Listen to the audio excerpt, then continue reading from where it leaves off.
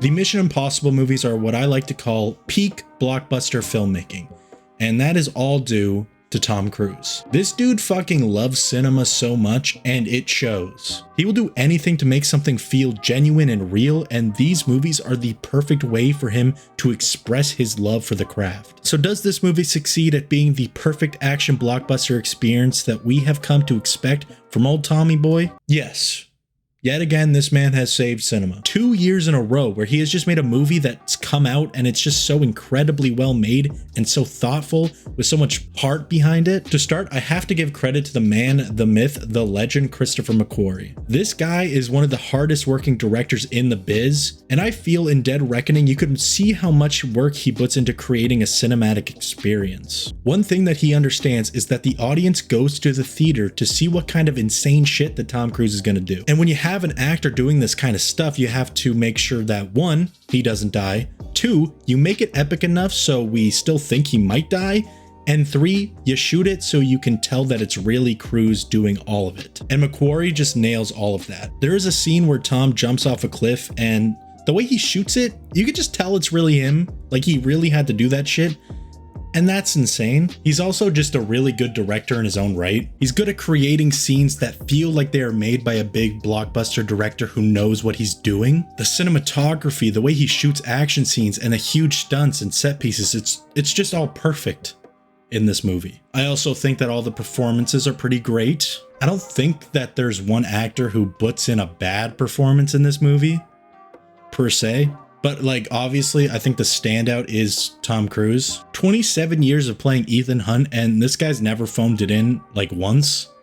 That's kind of impressive. I like seeing an actor who clearly loves being in movies, and it's very clear after seeing him climb the tallest building in the world, flying helicopters, hanging off the side of planes, that Tom Cruise likes making these movies. Tom Cruise at his core is an entertainer. He likes to make big blockbuster action movies that everyone wants to see on the biggest screen possible. And like I said, I always think that the Mission Impossible films are his best avenue to create the kind of content that he wants to put out for the whole world, and the movies that he likes to make himself. They're the ones where he gets to do these incredible stunts that no normal actor would do because they don't have a fucking death wish. But that's the selling point, isn't it? People want to see this guy nearly kill himself because watching Tom Cruise jump off a cliff, knowing that he really did this, makes it 10 times more entertaining. And I think Dead Reckoning continues that tradition of making these big epic stunts that Tom Cruise does himself and getting the audience excited to see it and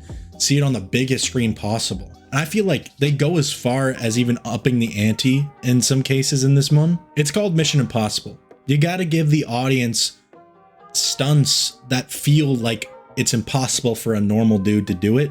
And I think that Dead Reckoning just really succeeds at doing that, giving the audience that feeling that like, oh shit, I don't think I could do that. I don't think I could do that. Yet despite all the amazing stuff that Christopher McQuarrie and Tom Cruise have given us with Dead Reckoning Part 1, I do think that the story kind of falls flat in a few places. Story-wise, this is a part 1 in a 2-parter, and because of that, we don't really get the full story. Plot-wise, this does still really feel like an independent movie in its own right, more so than something like Across the Spider-Verse did, where that one just kind of felt like it ended and we didn't get the real ending of the movie. This one has a real ending. It has a beginning, has a middle, and has an end.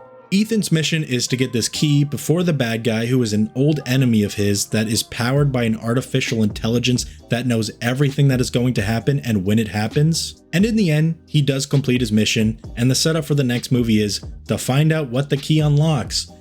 And all of that really works. It does. I think what sucks is that we don't get all the exposition that we kind of need to fully comprehend why everything's happening. We don't really have the full context of what Ethan and the gang are fighting in this one.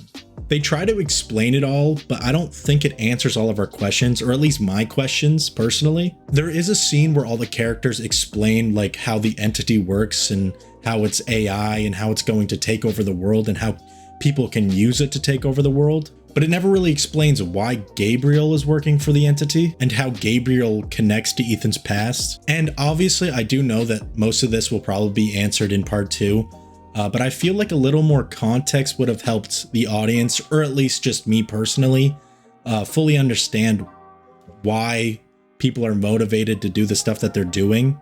Like, why is Gabriel doing all this? But like, none of that really ruins the movie because I know it's going to be explained in part 2. So like, I'm gonna say that's not really a big deal, honestly.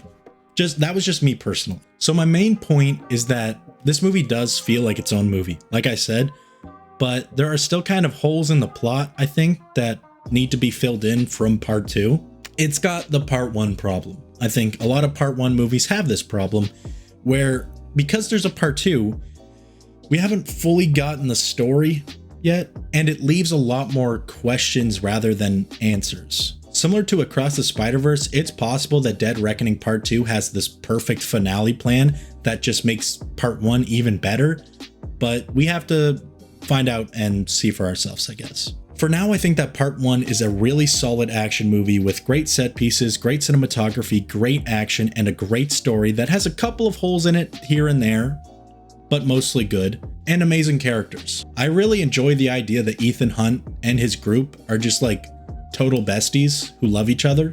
Like, all of these characters love each other so much that they would die for each other, and you can feel it. You know that they would die for each other. I'm not gonna spoil. I won't spoil. But yeah, they would die for each other. I'm gonna be real. These characters feel more like a family than the characters in like Fast and Furious feel like a family. No, Mission Impossible, that's La Familia. Play the Dom Toretto. Plus, Ethan Hunt is literally such a good person that it's actually infuriating how much this guy cares for people. He literally chases Hayley Atwell's character across the globe just to ensure her safety. I mean, I don't blame him. I mean, like, Jesus, look at Hayley Atwell right here. God damn.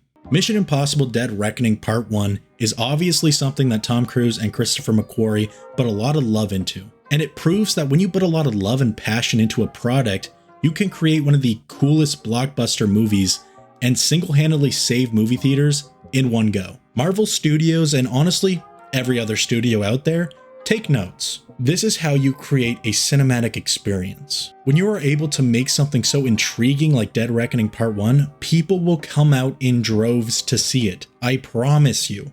This is basically the Summer of Cruise Part 2, Electric Boogaloo. And Hayley Atwell. Look at her.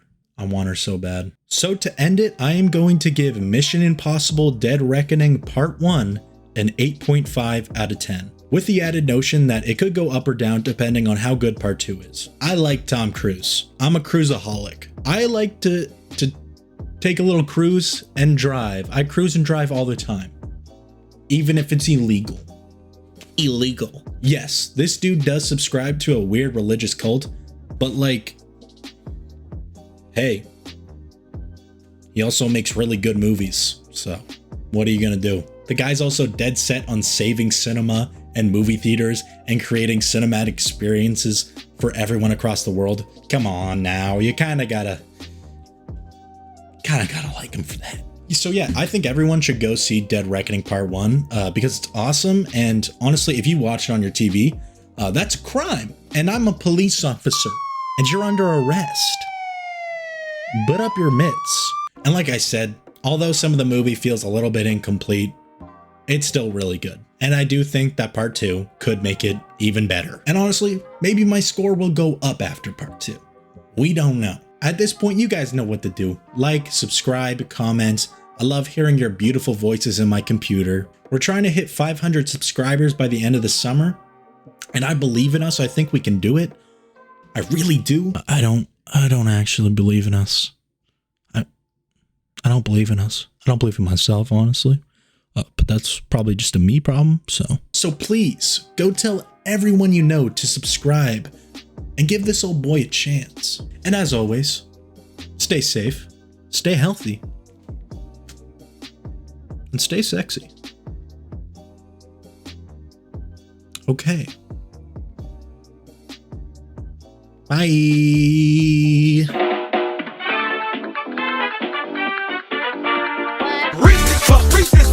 Eat 'em up, eat 'em up, eat 'em up, eat 'em up. Reach this fuck, eat 'em bathroom control. I got